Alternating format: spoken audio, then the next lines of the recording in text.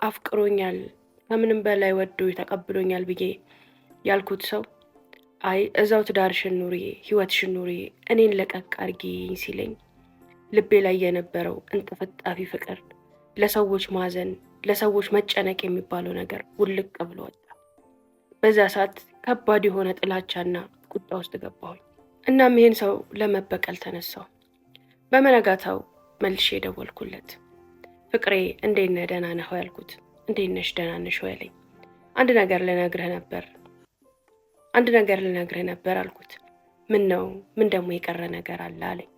አይ ትላንትና እንኳን ያልኩ ነገር ሁሉ ፈተና ነበር፣ ፈተናውን ግን አላለፍክም በሚያሳዝን ሁኔታ አልኩት። ምን አንቺ ልጅ ምን አይነት ጨዋታና ቀልድ ነው ያልሽው? ምንድነው እያልሽኝ ያለሽው አለኝ።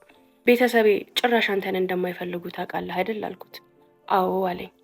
እኔ ከሱ ውጭ አላገባም የወደድኩት ያፈቀርኩት ሰው አለ ስላቸው እናቴ ይህን ፈተና ፈትኞና ካለፈ እንቀበለዋለን ብላኝ ያንን ፈተና ልፈትነ ነበር። አንተ ግን አላለፍክም፣ ወደክ አልፈልግሽም እዛው ሁኝ ያልከኝ ፍቅርህ እውነተኛ አልነበረም። በጣም አዝኛለሁ አልኩት። የምርሽን ነው ፈተና ነበር አለኝ። አዎ ፈተና ነበር። እናቴ ናት እስኪ እንደዚህ አይነት ሴት ሆነሽ እንኳን ቢያገኝሽ ይቀበልሻል አይቀበልሽም ፈትኙ ያለችኝ አልኩት። በጣም ደስ አለው። ፍቅር እኔ እኮ እንደዛ ስትይኝ በጣም ደነገጥኩ። ምን ማሰብ እንደነበረብኝ እንኳን አላቅም። አሁን የፈለግሽውን ፈተና ፈትኝኝ፣ የፈለግሽውን ነገር አድርጊኝ ማለት አሁንም ቢሆን እኔ ካንተ ውጭ መኖር አልችልም። ቤተሰቦቼ ለሌላ ሰው ሊድሩኝ እየተዘጋጁ ነው። እኔ ደግሞ ምንም ፈተናውን ብትወርቅ እንኳን ካንተ ተለይቼ አንተን ትቼ ሌላ ሰው አግብቼ መኖርን ሊሆንልኝ አልቻለም። ወይ መረጥንልሽን ታገቢያለሽ ወይ ደግሞ ቤቱን ለቀሽ ትወጫለሽ አሉኝ። ምን ይሻላል ስለው ታያቸውና ነይ አሁን ስራ አግኝቻለሁ፣ እኔ ያለሁልሽ፣ እኔ እቀበልሻለሁ፣ በፈለግሽው ሰዓት መምጣት ትችያለሽ፣ አብሽር አለኝ። ያኔ ያሰብኩት ህልሜ ተሳካልኝ ማለት ነው። አሰላሙ አለይኩም ወራህመቱላሂ ወበረካቱ። ያ ጀማዓ እንዴት ናችሁ? ደህና ናችሁ ወይ? ይህንን ሁለቱ ባሎቼ የሚለውን ስቶሪ ሙሉን የምትፈልጉ ከሆነ ዛሬ 9 ሰዓት ላይ ሀውለት ቲዩብ ላይ ይለቀቃል። ኦሬዲ ተለቋል። ዩቲዩብ ላይ ሄዱና ሰርች ባሩ ላይ ሀውለት ብላችሁ በአማርኛም በእንግሊዝኛም ብትጽፉ ይመጣላችኋል። ሀውለት ቲዩብ ብላችሁ ብትጽፉ ማለት ነው። ከዛ ውጪ ቤተል ኤጄ ሞል አንደኛ ፎቅ 113 ቁጥር እንዲሁ ሀውለት ጋር ብላችሁ መታችሁ እንዲህ ምር የሚያረጓችሁን ዝንጥ የሚያረጋችሁን አባያ ቶቦች ድሪያዎችን ማግኘት ትችላላችሁ። ሀውለት ጋር ሳታዩ እንዳትገዙ እያልኩኝ ቀጥታ ወደ ታሪክ እሄዳለሁ። ዩቲዩብን እየገባችሁ ሰብስክራይብ አድርጉ። ሙሉ ስቶሪዎችን የምትፈልጉ ዩቲዩብ ላይ እየለቀቅኩኝ ስለሆነ ዩቲዩብ ቻናላችንን ተቀላቀሉ። እሺ ብዬ ስልኩን ዘጋሁት። ከስንተኛው ቀን በኋላ ደውዬለት እሱ ወደ ነበረበት አካባቢ ሄድኩኝ። ሀውለት ሲሄድ ተቀበለኝ። ቤት ተከራይቼ ከቤተሰቦቼ ርቄ ከልጄ ርቄ እሱ ጋር ተጠግቼ መኖር ጀመርኩኝ። መኖር ስልሽ እሱ የራሱ ጋር ነው የሚኖረው፣ እኔም ደግሞ ራሴ ትንሽዬ ቤት ተከራይቼ መኖር ጀመርኩኝ። እንደዛ እየኖርን ይበልጥ በእኔ ፍቅር እየወደቀ መጣ። እኔ ግን ውስጥ የነበረው በቀልና በቀል ብቻ የእሱን ልብ ጎድቶ መውደቅን መተውን አልፈልግም የመባልን ህመም ላሳየው ነበር የምፈልገው። እሱ ግን ለእኔ የሚያደርገው ነገር ለእኔ የሚከፍለው መስዋዕትነት እኔንም ለመጀመሪያ ጊዜ በእሱ ፍቅር እንደወድቅ አደረገኝ። ሀውለት በሌለው ብር ተበድሮ ሱቅ ከፈተልኝ፣ ቤት ተከራየልኝ።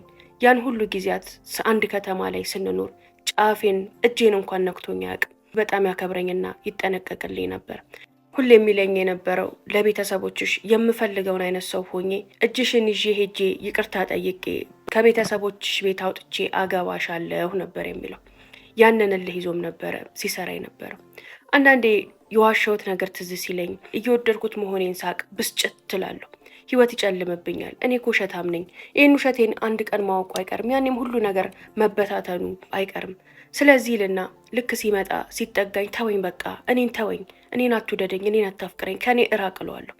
እንደዛ ስለው የሚገባበት የሚይዘው የሚጨብጠው ይጠፋዋል። ራሱን ለመጉዳት ይነሳል። ያኔ እህቶቹ እናቱ እየደወሉ እባክሽ ልጄ፣ ይሄ ልጅ አንቺን ካጣ መኖር አይችልም፣ ከአንቺ ጋር ሲጣላ የሚሆነውን አያውቅም፣ ራሱን ለመጉዳት ይነሳል፣ ባህሪው ሁሉ ይለዋወጣል፣ እቤት እኔንም ልጆቹንም ይበጠብጠናል፣ ይሄን ልጅ ያዥልኝ፣ እንደው ይሄን ልጅ ለአንቺ አማና ነው ምሰጥሽ አደራ እያሉ እናቱ ይደውሉልኛል። ያኔም ተመልሼ እታረቀውና አብሬው እሆናለሁ። ግን እኔ ተጣላሁት ማለት እኔ ፊቴን አዞርኩበት ማለት እኔ አልፈልግም ተወኝ አልኩት ማለት ለሱ የህይወት የመጨረሻው ነገር ነበረ። በወቅቱ የሚይዘውን የሚጨብጠውን እስኪያጣ ድረስ እብድ ይሆናል። በጣም ብዙ ነገሮች ውስጥ ይገባል። ያኔም 2 3 4 ተወኝ ራቀኝ ልለው ብሞክርም እናቱ እየደወሉ ሲቆጡኝ፣ እህቶቹም አንድ ወንድማችን ነው ባክሽ ባንቺ የመጣ አንድ ነገር አይሆንብን እያሉ ሲለምኑኝ በቀላሉ ልርቀው አልቻልኩም። እኔ ግን ከቀን ወደ ቀን ማልወጣው ማጥ ውስጥ እየገባው መሆኔን አውቅ ነበር። ምክንያቱም የሚያደርግልኝ ነገር ለእኔ የሚከፍለው መስዋዕትነት ኖሮት አይደለም ተርፎት አይደለም። ሁሉ ሰው የእሱን እጅ እየጠበቁ እንኳን ለእኔ ነበር ሲኖር የነበረው። ከዛም አልፎ የእናቴን ህይወት የቤተሰቤን ህይወት ተሻሽዬ እለውጣለሁ ሳይሆን በቅርቡ ህይወትሽን እለውጥልሻለሁ፣ አንቺ እኮ ለእኔ ስትይ ነው ከተደላደለ ህይወትሽ ወጥተሽ እዚህ ከኔ ጋር የተቆራመድሽው እያለ የሀብታም ቤቴን የሚወዱኝ ቤተሰቦቼን ጥዬ እንደመጣው ስለሆነ የሚያስበው ስለ እኔ እጅግ በጣም ይጨነቃል። ለእኔ ስትይ ነው ቤተሰብሽን የሚወዱሽን የሚወቱጃቸውን የተውሽው እያለ ሁሌም እኔ ለሱ የከፈልኩለትን ዋጋ እያነሳ ሲጨነቅ፣ እኔ ግን የዋሻሁትን ውሸት እያሰብኩኝ ህሊናዬ ከቀን ወደ ቀን እየቆሰለ መጣ። መልሼ ደግሞ እኔ አሁን እየኖርኩ ያለሁት ለበቀል ነው። ለቤተሰቦቼ ቆሜ ራሴን ችዬ ትልቅ ቦታ ደርሼ ለማሳየት፣ እሱ ደግሞ መተውን መጠጊያ ቢስነትን ላሳየው ነው። እረፊ፣ አትጃጃይ፣ አፈቅርኩ ወደድኩ እያልሽ ልብሽን የትም አትጣይ እያልኩ ራሴን ገስጻትና ቆንጠጥ እላለሁ። አውለት በዚህ ሁኔታ ውስጥ እየኖርን ማስተርሱን ጣሊያን ሀገር ለመማር ስኮላርሺፕ ሞክሮ ነበር። ባላሰብነው ጊዜና ሰዓት ያ ስኮላርሺፕ ተሳካለት። እንደዛኔ ተደስቶ እንደዛኔ ደስ ብሎት እንደዛ ሲሆን አይቼው አላቅም። መጥቶ ነገረኝ። በቃ ህይወታችን ሊስተካከል ነው፣ ህይወታችን ብሩህ ሊሆን ነው፣ ልንጋባን ነው፣ አብረን ልንኖር ነው፣ ስኮላርሺፕ እኮ ደረሰኝ ብሎ በጣም ተደሰተ። እኔ ግን ያንን ስሰማ ደነገጥኩ፣ ከፋኝ። አንድ ያለኝ መጠጊያ እሱ ነው። ሰው የለኝም፣ መሄድበት፣ ማርፍበት፣ የልቤ የምናግረው የምጠጋበት ማንም የለኝም። እሱ ለእኔ ከሚሆንልኝ ለእኔ ከሚያሳየኝ ፍቅርና ርኅራኄ የተነሳ ስለ ሁሉም ነገር እረስቻለሁ። ስለ ቤተሰቦቼ፣ ስለ ልጄ፣ ስለ ኑሮዬ ምንም ነገር ልቤ ላይ ወል ብሎ እንኳን የሚያስተክዘኝ ነገር እስከማይኖር ድረስ በፍቅርና በእዝነት ሁሉን ነገር ረስቼ ለመደላደል ተደላድሎም ደግሞ ህይወቴን ለመኖር እየሞከርኩ ባለው ሰዓት ሊለየኝ ሊሄድ መሆኑን ሳቅ፣ ከፋኝ፣ ልቤ ተሰበረ። በጣም አዘንኩኝ። ግን የሱ ደስታ፣ የሱ ስኬት፣ የሱ እዚህ መድረስ እጅግ በጣም ደስ አለኝ። ያኔም የፈራሁት ነገር መጣ። አሁን ሊሄድ ከሆነ መጋባት አለብን፣ ኒካ ማድረግ አለብን አለኝ። የት አልኩት። በቃ ብቻ ሲሄድ ዝም ብዬ ጥዬሽ አልሄድም፣ ኒካ አድርጌልሽ ነው የሚሄደው አለኝ። ሀውለት በጣም ደነገጥኩ። እሱ የሚያውቀው ድንግል መሆኔን ነው፣ ንጹሕ ሴት መሆኔን፣ ወንድ አይቶ የነክቶኝ የማያውቅ ሰው መሆኔን ነው። አሁን ኒካ ከተባለ አልጋ ይቀጥላል። አልጋ ላይ ታዲያ እኔ ማነኝ? ሁሉም ሚስጥሬ ሊጋለጥ ነው ብዬ ፈራሁ። ይህ ሰው የሚያውቀው ጨዋ የቤት ልጃገረድ ሴት መሆኔን ነው። አሁን ሊሄድ ሲቃረብ እንድንጋባ ፈለገ። ያኔም ከጋብቻ ቀጥሎ ጫጉላ የሚባል ነገር አለ። እኔ ታዲያ ምንድን ነው የሚውጠኝ? ሁሉም ሚስጥሮቼ ተዘርግፈው ገና በእንጭጩ ፍቅሬን እንኳን በአግባቡ ሳላጣጥም ይህን ሰው ላጣው ነው ብዬ ማደርገው ነገር ግራ ገባኝ። በቃ ዝም ብዬ በጭፍን መሄድ ጀመርኩኝ። ያኔም ታዲያ እንዴት ነው ልታገባኝ የምትችለው? ቤተሰቦችስ እኔ እናንተ እንድንጋባ እስካሁን አልፈቀዱም። በምን መንገድ ነው እኔ እናንተ መጋባት የምንችለው አልኩት። እዛ ሰዓት አንድ መፍትሄ ያመጣል። እየኖርኩበት ያለው ሀገር ላይ የምቀርባት ከነ ቤተሰቦቿ የሚወዱኝና የሚያቀርቡኝ ጓደኛለች። ሽማግሌ እሷ ቤት እንዲላክ የእሷ እናትና አባት የኔ እናትና አባት ሆነው ሽማግሌዎቼን ተቀብለው ኒካህ አድርገው ከቤታቸው እንዲያስወጡኝ ተነጋገርን። ለቤተሰቦቹ የእሷ እናትና አባት የኔ እናትና አባት እንደሆኑ ሊናገር፣ የጓደኛዬ ቤት የእኔ ቤት እንደሆነ ሊያሳውቅ ተስማማ። እኔና ጓደኛ ሄደን ለአባቷና ለቤተሰቧ ስለ እኔ ሁሉንም ነገር ነገር ናቸው። ሁሉንም ነገር ማለት ቤተሰብ እሱን አፍቅሬ ከቤት እንዳባረረኝና አሁን እየኖርክ ያለሁት እዚህ መሆኑን እሱ ሊሄድ ስለሆነ ኒካህ ለማድረግ ሽማግሌ እነሱ ተቀብለው እንዲድሩኝ ጠየቅናቸው። ቤተሰቦቿም እሺ ብለው ተስማሙ። በጣም ይወዱኝ ነበር። ማአት ሽማግሌዎችን የጓደኛዬ ቤተሰቦች ጋር ተላከ። የጓደኛዬ ቤተሰቦች ጋር ተለምኜ ተጠይቄ እዛ ተፈቅዶልኝ ሸሪያ ፍርድ ቤት ሄደን ኒካ አደረግን። ያኔም እናቱ አንድ ወንድ ልጄ ነው መደገስ አለብኝ ሲሉ እኔ ደግሞ ድግሱን ፈራሁት። በድግስ መሃል ትንሽ እንኳን ፍንጭ የሚኖረው ሰው ቢመጣስ ብዋረድስ ብዬ መላ መጣሁኝ። ይኸውልህ ግርግር አንፈልግም በላቸው ለማሚ፣ አሁን ልትሄድ ስለሆነ ስትመጣ በቤሎ እንደምንሞሸር፣ አሁን ለጊዜው ግን ቀለበት ብቻ አድርገህ መሄድ እንደምትፈልግ ኤክስትራ ወጪ ማውጣት እንደሌለባቸውና ግርግሩን እኔም አንተም እንደማንፈልገው ነግረህ እናትህን አሳምን አልኩት። እሱንም እሺ አለኝ። ሄዶ ለእናቱ በቃ ኒካ ብቻ ነው፣ ምንም ግርግር አያስፈልግም፣ ኒካህ አድርገናል አላቸው። ቅር ቢላቸውም ልጃቸውን መዳር መኳል ቢፈልጉም እሺ ብለው ተስማሙ። ያቺ የማትቀረው ሌሊት ደረሰች። መሸ። ቀን ኒካችንን አድርገን ማታ ወደ እኔ ቤት እንሄዳለን። 2 ያቺ የፍርሃት ሰዓት ደረሰች። ምን እንደማረግ ግራ ገባኝ። ግን በቃ ዝም ብዬ በጭፍን እከተለው ጀመር። አቤቱ ተከትየው ሄድን፣ አደርን። ያስታውቃል፣ በጣም ግራ ተጋብቷል።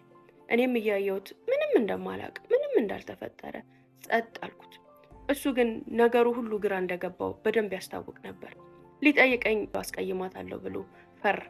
ሌሊቱን ሙሉ ሲገላበጥ አደረ። እኔ ነገሬን ስለማቅ እየተከታተልኩት ነው፣ የተኛውን መስዬ ቢሆን። ጠዋት ላይ እንደምንም ኃይሉን አሰባስቦ ጠየቀኝ። እኔ ምልሽ ፍቅር ድንግል ነኝ አላልሽኝም እንዴ ሲለኝ አዎ አልኩት።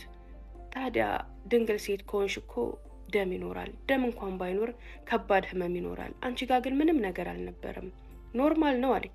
በጣም ፈርቶ በጣም ለሞራሌ ተጠንቅቆ ተጨንቆ ነው የሚጠይቀኝ የነበረው። እኔ ራሱ ግራ ገብቶኛል እኮ ከልጅነቴ ጀምሮ ስፖርት እንደምሰራ ታውቃለህ። ምናልባት ስፖርት በምሰራ ሰዓት ጠፍቶ ሊሆን ይችላል። እኔ ራሱ ግራ ገብቶኛል፣ ህመምም ስላልተሰማኝ ምንም ነገር ስላላየሁኝ አልኩት። አዎ በቃ ሊሆን ይችላል፣ እውነትሽን ነው። በስፖርትና ከባድ ዕቃ በማንሳት ይጠፋል ሲባል ሰምቻለሁ። በቃ አትጨነቂ ያለኝ። 2 ከበደኝ። በቃ እንባዬ መጣ። ብዙ ውሸቶችን አምኖኛል፣ ብዙ ስህተቶቼን ተቀብሎኛል። እንደዚህ በቀላሉ ይሄን የሚያክል ከባድ ነገር አትጨነቂ እሺ ብሎ ሲቀበለኝ ኃጢአቴ በጣም በዛብኝ። ምን ያህል እየጎዳሁት ነው፣ ምን ያህል እየዋሸሁት ነው ብዬ ራሴን ረገምኩት፣ ራሴን ጠላሁት። ይሄንን ከባዱንም ነገር ቢሆን አምኖ ተቀበለኝ። አትጨነቂ ያለኝ፣ ልክ ነሽ አለኝ። ከዚህ በላይ ልጎዳው አያስፈልግም፣ ልዋሻው አያስፈልግም፣ ፍቅሩንም መጫወቻ ላረገው አያስፈልግም። በወደውም ባፈቅረውም በውሸት ማንነቴ ወዶኝ እሷ እንዲህ ናት እያለ ከሚኖር በቃ ቢጠላኝና ከውስጡ ቢወጣለት ይሻላል ብዬ ከዛ በኋላ ማሰብ ጀመርኩኝ። ግን አልቻልኩም። እንዴት ልተወው? ከሱ የባሰ ፍቅር ውስጥ ከሱ የባሰ መላመድ ውስጥ እኔ ገብቻለሁ። ትላንት ልበቀለው ነው ህይወቱን ላበላሸው ነው ያልኩት ሴት ዛሬ መራቁ እንኳን ያስፈራኝ ያርበደብደኝ ጀምሯል። ለደቂቃ ካጠገቤ ሳጣው የሆነ ወሬ ሰምቶ የሆነ ነገር አግኝቶ ሲመጣ በቃ አልፈልግሽም ካጠገቤ ጥፊ ብሎ እንዳይለኝ ትንሽ ሲርቅ እጨነቃለሁ። በዚህ ልክ ለመጀመሪያ ጊዜ ልብ ያፈቀረች 2 አፈቀርኩት። እኔ ማንንም አፍቅሬ አላቅም። እስከሚሄድ ድረስ በነበራቸው ቀኖች ላይ ስሄድ እንድትወልጅልኝ ይፈልጋለሁ፣ እንድታረግዥ ይፈልጋለሁ አለኝ። አይ እኔ ብቻዬን ሆኜ መሰቃየት አልፈልግም፣ ልጅ የሚባል ነገር ሊሆን አይገባም፣ እንዴት ብቻዬን እችለዋለሁ አልኩት። ይህንንም ተቀበለኝ። ከመሄዱ በፊት የነበሩ ጊዜያቶችን በሚገርም ሁኔታ አሳለፍን። በማይረሱ ለደቂቃ እንኳን በማይዘነጉ ቅጽበታቶች የተሞሉ ነበሩ። እያንዳንዷን ደቂቃ እያንዳንዷን ሰከንድ ተጠቀምንባት። ትዝታችን፣ ትውስታችን፣ አጠገብ ላጠገብ ሆነን በብቸኝነት ላሳለፍናቸው ዓመታቶች፣ ከዚህም በኋላ ደግሞ ተራርቀን ለምንኖርባቸው ዘመናቶች ስንቅ እስኪሆኑን ድረስ እያንዳንዷን ቀን በጥሩ ሁኔታ፣ በጥሩ ፍቅር፣ በጥሩ መዋሃድ አሳለፍናቸው። ሊሄድ አንድ ቀን ሲቀረው እናቱ በደንብ ደግሰው ሊሸኙት እቤቱ ጠሩ። ተያይዘን ሄድን። ክፉኛ ተጨንቄ ነበረ። የሆነ ሆነና መሸ። ማታውኑ ለእናቱ ስም አውጪላት ለልጅሽ ተባለች። እናቱ የኔ ነሽ፣ የኔ ብቻ ናት እሷ፣ የኔ ልዩ ሴት፣ የልጄም የኔም ልዩ የመጀመሪያም የመጨረሻም ልጄ ናት አሉ። 2 በጣም ደስ አለኝ። ቤተሰብ አገኘው፣ እናት አገኘው፣ እህት አገኘው፣ ባል አገኘው ብዬ በጣም ተደሰትኩ። እንባዬን መቆጣጠር አቃተኝ። ነገር ግን እውነተኛ ማንነቴ ትዝ ስትለኝ እጠላዋለሁ ራሴን። የውሸት ማንነቴን እናፍቀዋለሁ። 2 እናቱ፣ እህቱ፣ እሱ፣ ሁሉም ሰው ነው የሚወደኝ፣ ሁሉም ሰው ነው የሚሳሳልኝ። ስታየኝ ራሱ ሚሳሳልኝ መወደድ አይነት ሴት ነኝ። እውነተኛው ሰርግ፣ እውነተኛው ጋብቻ፣ እውነተኛው ፍቅር በእኔ ህይወት ይሄ ነው። ቤተሰብ ያገኘሁበት፣ የተወደድኩበት፣ የተፈለግኩበት ቦታ ላይ መገኘት። ነገር ግን ተራራ የሚያህል የተደበቀ ማንነቴን እንደዚህ ወደዱኝ፣ ያፈቀሩኝ፣ የተንከባከቡኝ ሰዎች ሲያውቁ ምን ይላሉ? ይቀበሉኛል? ይወዱኛል? ያዝኑልኛል? እነሱ ፍቅር ላይ፣ እነሱ መውደድ ላይ፣ እነሱ እኔን መቀበል ላይ ያለፈው ታሪኬ ትርጉም አያመጣም፣ ለውጥ አያመጣም ብዬ አሰብኩኝ። ግን ለውጥ ማምጣቱ አይቀርም። ምናልባት እነሱ የሚወዷት የሚፈልጓት ያቺ ሀብታሟን ልጅ ለልጃቸው ብላ ሁሉንም ቤተሰቦቿን ሁሉ ትታ የተሰደደችዋን ሴት ነው። እቺ የኔ ነሽ ብለው የተቀበሏት ሴት ባሏን ፈታ ልጇን ጥላ አሁን ግን በልጃቸው ፍቅር ወድቃ ከምንም ከማንም በላይ ቤተሰቡንም እሱንም አፍቅራ አጠገባቸው ያለች ሴት ናት ብትባል እውነት ይቀበሏታል? ይወዷታል? የዛን ያህል እውነተኝነት ያለው የዚያን ያህል መቀበልና መፈለግ ያለው ለእኔ ፍቅር ይኖራቸዋል ብዬ ሳስብ ጨነቃለሁ። ሌሊቱን ይህን ሳስብ ስጨነቅ ስቃዥ ቁጭ ብዬ ነበር ያደርኩት። ጠዋቱን ልንሸኘው ስንወጣ እኔም እሱም ደንዝዘን ነበር። እሱ ስኮላርሺፑ ጥድፍድፍ ብሎ በዚህ ፍጥነት ስለተሳካለት አንድም ተደስቷል፣ አንድም ባለማመን ደንግጧል። ከኛ በመለየቱ ደግሞ አዝኗል፣ ከፍቶታል። እኔ ደግሞ ከሱ መለየቱ ስለየው ደግሞ የኔን ማንነት በአግባቡ ሳያውቅ በአግባቡ ሳይረዳኝ እያፈቀረኝ መሆኑ አሳዝኖኛል። ዳግም እንገናኝ ይሆን? ዳግም አብረን እንሆን ይሆን የሚለው ፍርሃት ራሱ ልቤን ጨምድዶ ይዞታል። እንዲቹ በድን እንደሆንን ኤርፖርት ደርሰን ስሜው አቀፌው ተሰናብቼው ተመለስኩኝ። መኪና ውስጥ ገባ ጸጥ ብዬ በድን ሆኜ ነበር። አብረውኝ የነበሩ ሰዎች ተጫዎች እንጂ ሳቂ እንጂ ይሉኛል። ምንም ማለት ምንም መናገር አልቻልኩም። በቃ ደንዝዣለሁ። ጭንቅላቴ ቀፎ የሆነን ያህል ነበር የሚሰማኝ። እዛ ውስጥ እንዳለሁኝ ደወለልኝ። ሀውለት ደውሎ የኔ ፍቅር የኔ ውድ አትጨነቂ፣ የኛን ህይወት ለማሻሻል እኮ ነው፣ የኛን ነገ ለማስተካከል እኮ ነው፣ ጥሩ ህይወት እንዲኖረን እኮ ነው፣ ጠንካራ ሆኝልኝ፣ አይዞሽ፣ አብሽር፣ በአጭር ጊዜ ውስጥ ደግሞ እንገናኛለን ሲለኝ ሀውለት በቃ እምባዬን መቋቋም አቃተኝ። በጣም አለቀስኩኝ። እሱ አሁንም ስለኔ ነው የሚያስበው፣ አሁንም ስለኔና ስለሱ ነው የሚያስበው። የተሸከምኩትን ሸክም ግን አያውቅም፣ የዋሸሁትን አያውቅም፣ ማንነቴን አያውቅም። እንዴት ነው ይህን ነገር ተቋቁሜ የምኖረው እያልኩኝ ያንን ሲለኝ እምባዬን መቆጣጠር አቃተኝ። እያለቀስኩ ቤቴ ደረስኩ። ሀውለት ኤርፖርትም ሲገባ ደወለልን፣ ፕሌኑ ሲገባ ደወለልኝ፣ ሀገሩም ሲገባ ደወለልኝ። እናቱ ከሱ በላይ ለእኔ መጨነቅ ጀመረች። በጣም ነው የምትወደኝ፣ በጣም ነው የምትንከባከበኝ።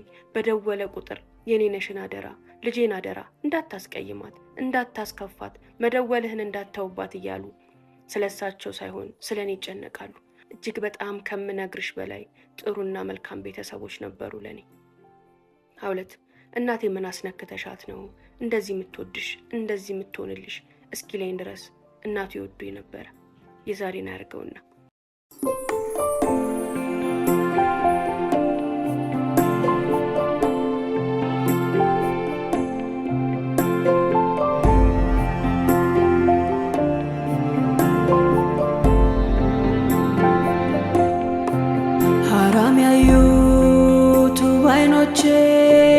ግፍ የሰሩት ብርቱ እጆቼ ያራ እግሬ ብዙ ርቀት ሄዷል፣ በክፋት መንገዶች ወጥቶ ወርዷል። የዱንያን ጌጥ ሁሉ አግኝቷል።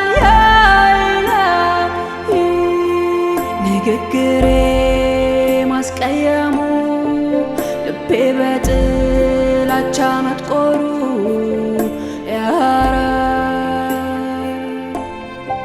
ያንደበቴ የነገር ጦር ወደ መልካሞች ሲወረው